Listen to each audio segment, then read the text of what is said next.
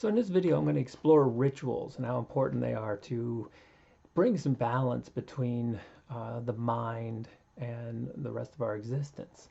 A lot of this is based on a very interesting book, The Medicine Bag by Don Jose Ruiz. And it's not a book review or even a summary. I'm just kind of going through it, picking little pieces as a kind of cognitive scientist and someone who studies wisdom teachings, and picking a few things here and there that I thought you might find interesting. Of course, it's an excellent read. So if you really want to get into some details, obviously it's out there.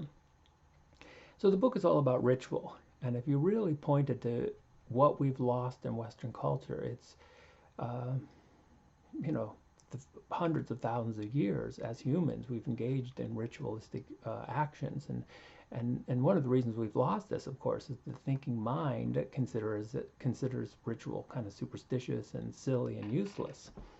And if we look at the origins of the word superstition, that is also kind of interesting. So the word superstitious is just from the 15th century, so it's a pretty new word. Um, and it has an interesting original meaning, to stand above in awe.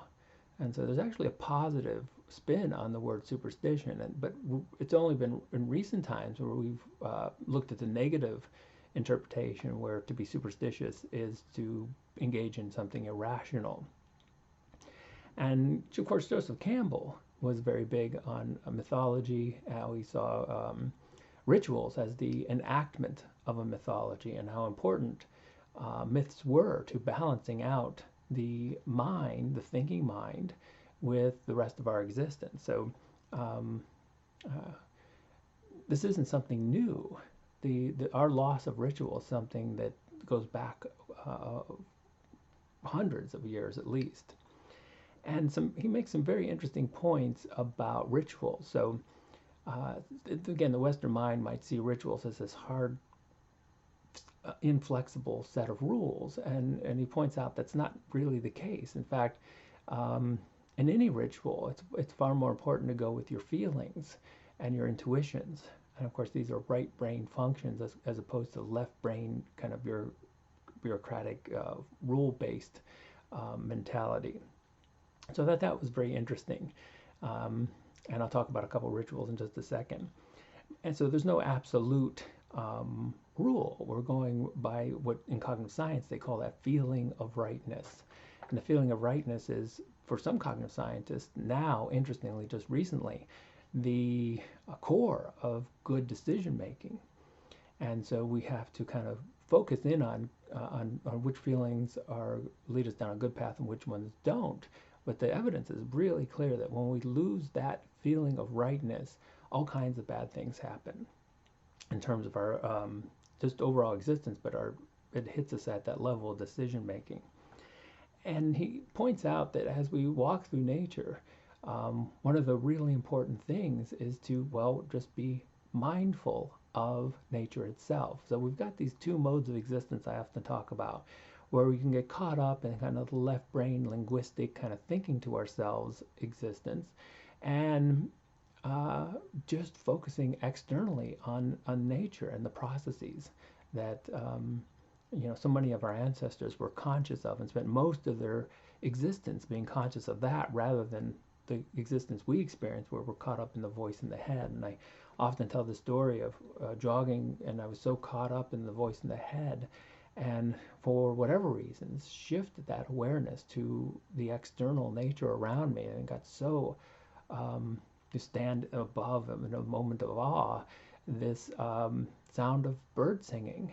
And I couldn't believe that had been going on the whole time. I just hadn't noticed it. And so most of the book is about finding a medicine bag. And so the ritual itself is finding a small bag, being observant of nature, and finding these power objects, these objects that have emotional significance to you, and then putting them in the bag and then carrying the bag around with you.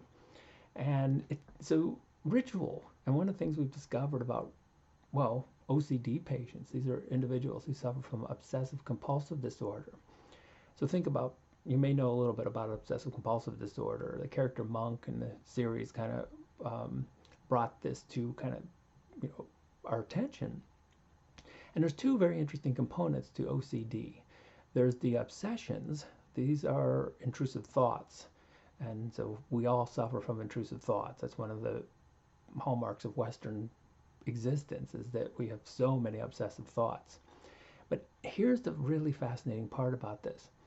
The OCD patient has spontaneously discovered that by engaging in ritual, so OCD, the compulsive part, is the ritual that an OCD patient engages in to decrease the power these obsessive thoughts have over them.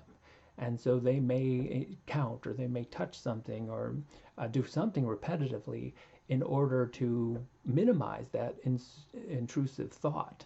So the brain already is aware of these mechanisms where the intrusive thoughts can be dealt with through ritual.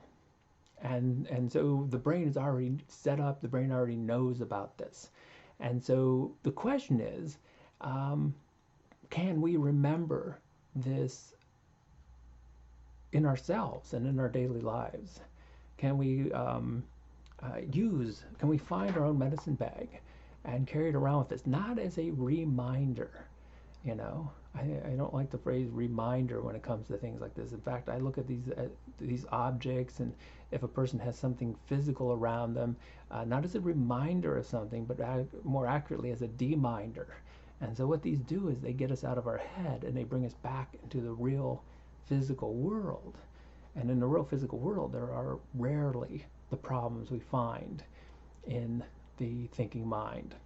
So find yourself a medicine bag, read the book. I'd love to hear what you think about it. The mind, again, is going to find this all really silly and irrational.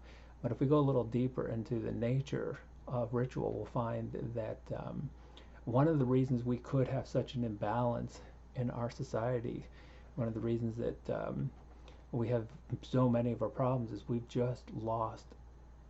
find rituals to be silly, and so we stopped engaging in them. So I'd enjoy hearing your thoughts, and tell me what kind of rituals you come up with, and uh, get your medicine bag and see how things turn out.